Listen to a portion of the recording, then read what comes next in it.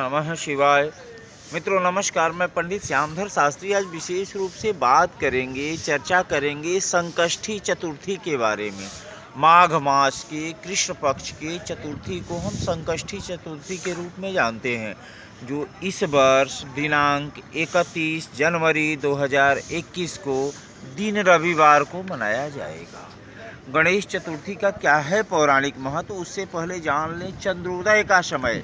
चूँकि अलग अलग जगहों पर अक्षांश और देशांतर के अंतर के कारण अलग अलग स्थिति होती है। वाराणसी में, काशी में चंद्रोदय 8:20 पर होगा, यानी इस दिन विशेष रूप से भगवान गणेश और चंद्रमा का हम पूजन करते हैं।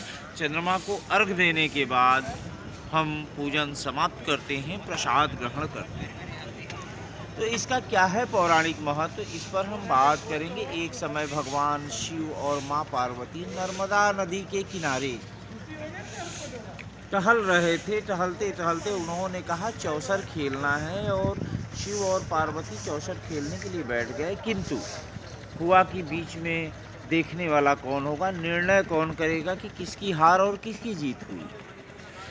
तब भगवान शिव ने एक कुशा को लिया और कुशे से एक बालक को उत्पन्न किया, प्राण प्रतिष्ठा किया, और बालक को कहा कि चौसर का खेल तुम देखो, जो जीतेगा हारेगा उसका निर्णय तुम करोगे। 3 बार चौसर का खेल हुआ, तीनों बार माँ पार्वती जीत गई। किंतु उस बालक ने भगवान शिव को कहा कि भगवान शिव विजयी हुए तो माता पार्वती कुपित हो गई, और उन्होंने कहा कि तुम्हारा एक पैर टूट जाएगा और तुम कीचड़ में धंस जाओगे। बहुत अनुनय विनय के बाद उसको कही कि गणेश के पूजन के लिए नाग कन्याएं आएंगी, तब तुम्हारा उद्धार होगा, वो बताएंगी तुम्हारे लिए क्या करना होगा। 1 वर्ष बाद नाग कन्याएं आई। वो बालक तब तक कीचड़ में फंसा था। नाग कन्याएं आईं और आने के उपरांत उन्होंने गणेश जी का पूजन 21 दिनों तक विधि पूर्वक करने के लिए कहा। भगवान गणेश प्रसन्न हुए और उन्होंने वरदान मांगने के लिए कहा। तब बालक ने कहा कि मेरा पैर ठीक हो जाए, मैं अपने पैर से चल सकूं। खैर, ठीक होने के बाद उसे अपने माता पिता की याद आई, यानी शिव और पार्वती जी के पास पहुंचा। उस समय पार्वती जी भगवान शिव से कुपित थीं और कैलाश पर नहीं थीं। तो शिव जी ने पूछा, तुमने ऐसा क्या किया जिससे भगवान गणेश प्रसन्न हुए। तब बालक ने बताया। तो भगवान शिव ने भी 21 दिनों तक भगवान गणेश की आराधना की। तो माँ पार्वती वापस आ गई। तो उन्होंने आने के बाद पूछा कि ऐसा क्या आपने किया कि मेरा क्रोध शांत हो गया और हम कैलाश पर वापस आ गए। तो भगवान शिव ने बताया। तो यही कार्य माँ पार्वती जी ने किया और कार्तिकेय जी वापस आ गए, और कार्तिकेय जी ने विश्वामित्र को बताया। तो विश्वामित्र ने 21 दिनों तक पूजन किया, तो जिनको देवर्षि कहा गया महर्षि हो गए।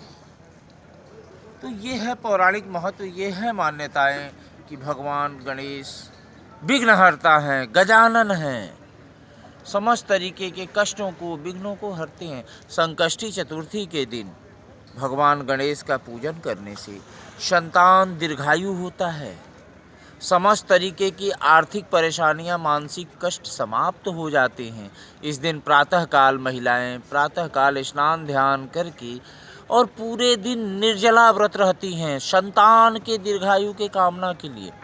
आज के दिन तिल के लड्डू बनाने का विधान है, क्योंकि रोग प्रतिरोधक क्षमता तिल में अत्यधिक पाया जाता है। तो भगवान गणेश को तिल का भोग लगाया जाता है, तिल के लड्डू का भोग, और खुद भी प्रसाद ग्रहण किया जाता है तिल के लड्डू का।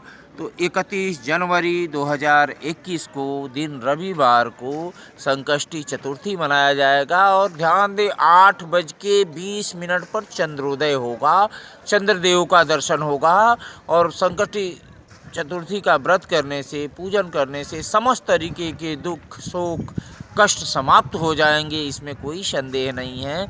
अगर यह हमारा वीडियो आपको पसंद आता हो तो लाइक शेयर और सब्सक्राइब अवश्य करें। पुनः हम मिलते हैं अगले कार्यक्रम में, तब तक के लिए नमस्कार। ओम नमः शिवाय।